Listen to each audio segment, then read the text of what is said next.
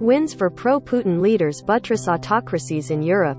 Parliamentary elections in Hungary and Serbia brought landslide wins for the two countries' longtime pro-Putin leaders, Hungarian Prime Minister Viktor Orban and Serbian President Alexander Vučić.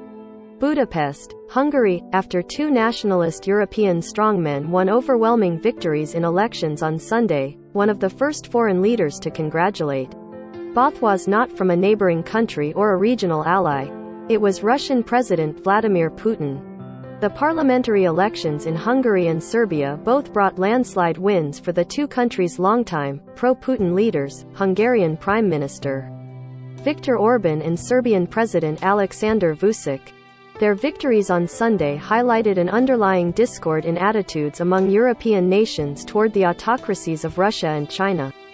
As those powers seek to exert greater influence on the continent and beyond, Orban and Vučić have aimed to emulate the autocratic touch through their own style of governance in the heart of Europe. Orban's right-wing Fidesz party won more than 53% of the vote, shocking both pollsters and a Western-looking coalition of more liberal opposition parties, which had appealed to voters to bring an end to Orban's 12 years of autocratic rule and stronger ties with Moscow and Beijing. In Serbia, Vučić cruised into an outright victory with the nearest opposition candidate trailing by some 40%. It was the first time that a presidential candidate won a second mandate without a runoff vote. "I managed something no one else has done before me," Vučić said in a victory speech. It wasn't even close. The results, which cemented the power of two leaders who have been accused of undermining democratic norms, underscored an accelerating drift away from the liberal values and vision of the European Union among Hungarian and Serbian voters. Russia's war in Ukraine played an outsized role in the campaigns in both countries, and analysts say the conflict helped to mobilize support for the incumbents. Serbia's largely pro-Russian electorate shuns groups identified with pro-Western policies, while Orban's reputation as Putin's closest ally in the EU has led his supporters to view Russia as a crucial partner. Formally on the path to EU accession, Serbia has seen a rise in pro-Russian sentiment under Vučić and mounting skepticism and mistrust of the EU, even as the country's main financial inflows come from the bloc. Vučić's government has supported the UN resolution condemning the attack on Ukraine, but he has refused to join the sanctions against Moscow. Vučić has created this atmosphere of huge adoration for Russia and hypocrisy toward the EU. Biljana Stojković, the presidential candidate of a Green Left coalition's aide, "I don't think he has understood the importance of the war in Ukraine and the geopolitical changes."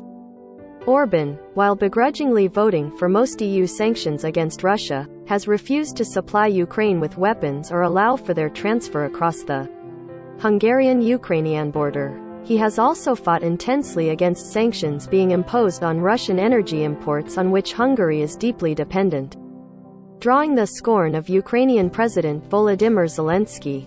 In a victory speech Sunday, Orban singled out Zelensky as part of the overwhelming force that he said his party had struggled against in the election. The left at home, the international left all around, the Brussels bureaucrats, the Soros empire with all its money, the international mainstream media, and in the end, even the Ukrainian president. Andris Biro-Nagy, a researcher and director of the Policy Solutions think tank in Budapest, said that Orban and his media empire had managed to dominate the war of narratives that's being waged within Hungary over the war in Ukraine. There was a clash of narratives between the East versus West narrative, which was used by the opposition campaign, and the security and peace versus war narrative created by Orban, Biro-Nagy said. It seems that Orban's narrative, which appeals to the Hungarian society's craving for security and stability and peace when this time, Vučić, too, portrayed himself as the guarantor of Serbia's security, and used media channels under his control to spread that message. Many Serbs now see Russia's invasion of Ukraine as the result of Western pressure rather than Moscow's expanding ambitions. Similarly, Orban campaigned heavily on remaining neutral in the conflict while maintaining close economic ties with Russia, without ever mentioning Putin by A survey by Hungarian pollster Publicis in March showed that only 44% of Fidesz supporters considered Russia the aggressor in the war in Ukraine. In the final days of the campaign, Orbán visited Serbia to support his ally Vučić, and the two politicians took a ride along a fast-track railway connecting their capitals of Belgrade and Budapest. That joint project is part of China's Belt and Road Global Trade Initiative, and is being built by Chinese and Russian state companies using large Chinese and Russian bank loans. At a joint rally, they described relations between their nations as the best in history, and pledged to work further to improve them. Orbán and his officials have repeatedly urged Serbia's immediate admittance into the EU, with Orbán declaring that the EU needs Serbia more than Serbia needs the EU. Giovanna Gec reported from Belgrade, Serbia.